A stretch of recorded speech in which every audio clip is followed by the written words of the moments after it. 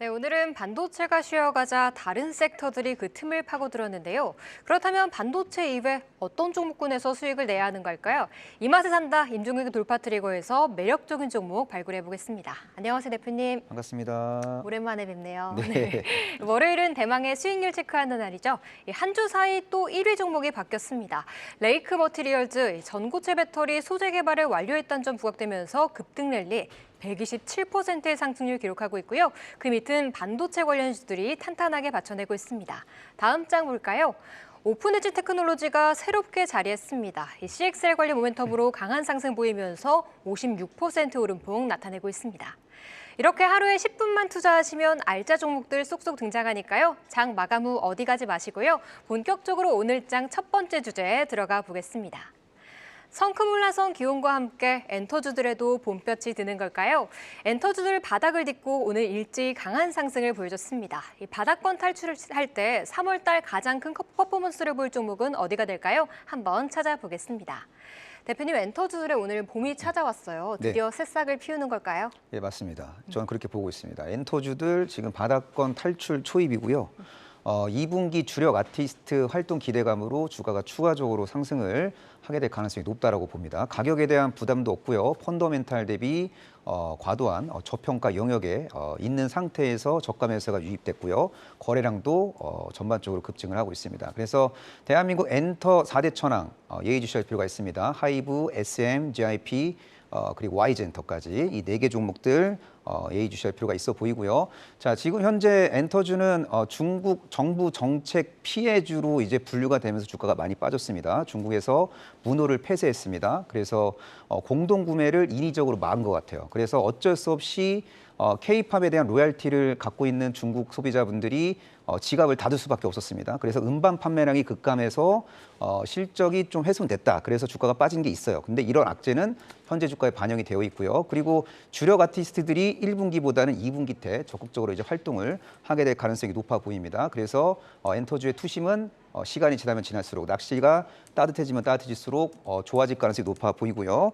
참고로 Y젠터 같은 경우에는 이제 베이비몬스터가 완전체 활동을 올해 4월부터 본격적으로 이제 진행을 할 가능성이 높아 보이고 SM의 신인 보이그룹 NCT 위시의 활동이 상당히 좀 긍정적으로 잘 전개가 되고 있는 상황이고 하이브는 이제 시차를 두고 아일릿이나 캐치아이 같은 아이돌 그룹의 순차적인 데뷔 스케줄을 이제 보유하고 있기 때문에 전반적으로 엔터주에 대한 투심은 시간이 지나면 지날수록 개선될 것으로 기대가 되고 있습니다. 네, 엔터주 전반적으로 중국발 악재는 현 주가에 반영됐고 이제는 투심 개선만을 기다릴 타이밍이다라고 말씀해 주셨는데 그렇다면 3월 기대감이 가장 큰 종목은 어떤 게 될까요? 낙폭과대주 순환매 장세 측면에서 봤을 때는 아무래도 고점 대비 제일 많이 빠진 종목을 관심 가져야 될 것 같습니다. 펀더멘탈 측면에서는 하이브가 최고지만 낙폭과대 메리트 측면에서는 YG엔터가 최고라고 저는 생각하고 있습니다. 자, YG엔터는 그 베이비몬스터의 어떤 활약상이 주가 결정 변수가 될 것 같은데 베이비몬스터와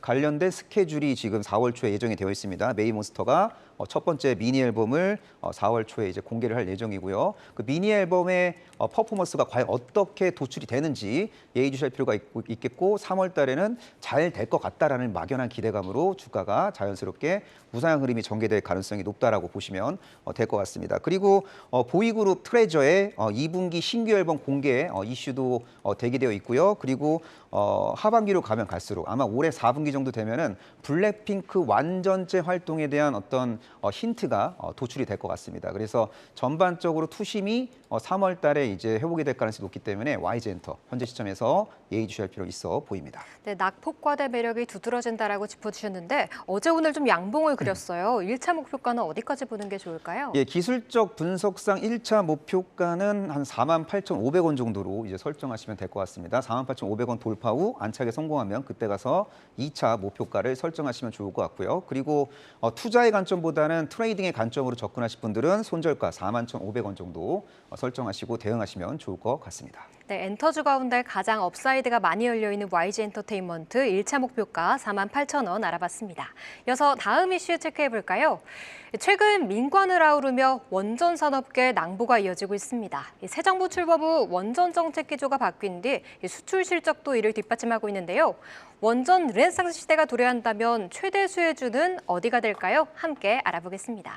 대표님, 요즘 원자력 업계가 정말 전성기를 맞이한 것 같아요. 뒷받침해주는 뉴스는 어떤 게 있을까요? 예, 원전주들과 관련된 긍정적인 뉴스는 좀 질비한 편이에요. 일단 트럼프 정책 수혜주로도 이제 분류가 될 가능성이 높아 보입니다. 트럼프는 원전에 대한 애착이 좀 강한 편입니다. 그래서 트럼프가 만약에 이제 집권을 하게 될 경우에는 원전 시장이 글로벌 원전 시장이 더욱더 확장될 것이라는 기대감이 부각될 수 있습니다. 참고로 미국의 대선은 11월에 있죠. 11월 전에 원전주가 미국 대선 정책 관련주로 각광을 받게 될 가능성이 좀 높다라고 이제 보시면 될 것 같고요. 그리고 뭐 AI 시대가 도래되면서 데이터 센터의 설치 수요가 이제 증가할 수밖에 없습니다. 이런 환경 속에서 에너지 소비량 해결을 위해서 원자력 발전소의 역할론이 대두가 될 가능성이 높아 보이고요. 그리고 국내 제11차 전력 수급 기본 계획에 신규 원전 건설 계획이 포함될 가능성이 매우 높다라고 보시면 될 것 같습니다. 그리고 대한민국의 이제 노후화된 원전의 어떤 그 현황을 고려해 볼 경우 원전 신규 건설에 대한 어떤 필요성은 지속적으로 수면 위로 올라올 수밖에 없는 상황이라고 보시면 될 것 같고요. 이르면 6월 정도에 체코 정부에서 발주한 원전 4기 입찰 결과도 이제 도출이 될 가능성이 높습니다. 그리고 체코 원전뿐만 아니라 폴란드 원전 본계약 체결과 관련된 좋은 뉴스도 시차를 두고 이제 현실화될 수 있다라고 보시면 될 것 같고요. 그리고 뭐 소형 모듈 원자로 시장의 기조적 성장 속에서 K원전의 역할론 역시 대두가 될 가능성이 매우 높아 보입니다. 네, 근데 원전주들이 사실 수주나 정부 지원 등 여러 호재 속에서도 작년 겨울부터 해서 주가는 정말 바닥권에 있는 것 같거든요.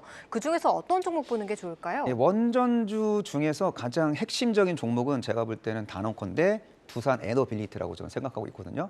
자, 두산 에너빌리티 오늘 2월 고점 돌파 시도를 했잖아요. 근데 제가 볼 때는 이제 추가적인 상승 가능성이 있습니다. 약간 매물 소화 과정을 겪을 수도 있고 약간의 흔들림은 있을 수 있어요. 하지만 결과론적으로 저점과 고점이 올라가는 상승 파동이 중장기적으로 전개될 가능성이 높아 보인다고 생각하고 있습니다. 오늘 같은 경우에는 사우디 복합화력 발전소 기자재 공급 계약 체결 뉴스까지 맞물리면서 주가가 이제 긍정적인 흐름을 보여줬는데요. 근데 이 기업은 글로벌 원전 시장 성장의 진정한 수혜주라고 보시면 될 것 같아요. 원전 주기기 사업도 영위하고 있고 가스터빈 사업도 영위하고 있고요. 그리고 풍력 발전기 사업도 영위하고 있습니다. 그래서 원전 시장 성장 시에도 수혜를 볼 수 있고 글로벌 해상 풍력 시장이 성장할 때도 수혜를 볼 수 있는 그런 기업이라고 보시면 될 것 같고요. 국내외 대형 원전 플랜트와 관련된 수익 인식이 내년부터 이제 본격화될 가능성이 높아 보이거든요. 그래서 올해보다는 내년도 실적에 대한 기대감이 더욱더 이제 부각될 수 있다라고 보시면 될 것 같고, 그리고 이제 K 원전의 이제 중심축 역할을 하고 있어요. 그래서 한전, 한수원과 함께 손을 잡고 대규모 원전 수주전에 이제 나서면서 그 수주가 현실화될 때 좋은 결과가 도출될 수 있다라고 보시면 될 것 같습니다. 네, 두산 에너빌리티 글로벌 원전 시장 성장의 진짜 수혜주라고 말씀해 주셨는데요. 그렇다면 1차 목표가 어디까지 볼까요? 예, 두산 에너빌리티의 기술적 분석상 1차 목표가는 18,800원인데요. 이건 기술적 분석상, 차트 분석상의 아주 검소하고 겸손한 1차 목표가라고 이해하시면 될 것 같고요. 장기적인 측면에서 목표가는 훨씬 더 높다라는 거 기억하시면 좋을 것 같습니다. 그리고 매매의 관점으로만 접근하신 분들은 손절가 16,200원 정도 설정하시면 좋을 것 같습니다. 네, 두산 에너빌리티 목표가 18,800원, 손절가 16,200원 알아봤습니다. 계속해서 다양한 경제 이슈를 알고 싶다면 구독과 좋아요, 알림 설정 부탁드립니다. AI 캐스터 권미정이었습니다.